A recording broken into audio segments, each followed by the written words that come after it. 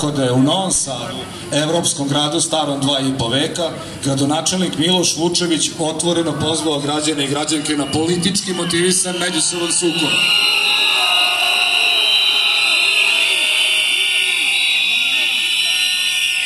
Takav sukob može imati nezamislive posledice i taj scenariju smo već jednom gledali.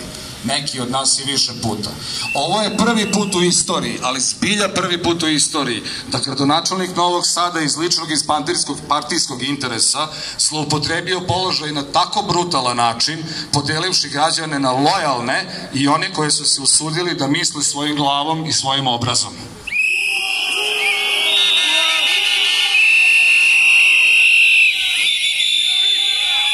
U gradu koji je slobodu od Austro-Ugarske monarhije kupio solidarnošću, suživotom i novcem svih njegovih građana i građanki.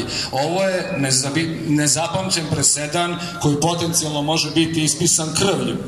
Vođeni pravilima novinarstva i poštujući vaše pravo da saznate najrelevantnije informacije od najrelevantnijih sagovornika, mi novinari smo 100% odlučili da vam se prvi u Slobodnom dnevniku mora objaviti neko ko je gradonačelnik Novog Sada u ovoj ili onoj inkarnaciji. Moj prvi gost bi bio Miloš Vučević, ali neće.